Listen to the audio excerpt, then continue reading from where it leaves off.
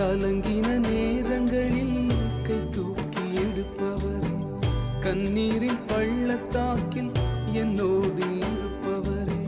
கலங்கின நேரங்களில் கை தூக்கி எடுப்பவரே, கண்ணீரின் பள்ளத்தாக்கில் என்னோடு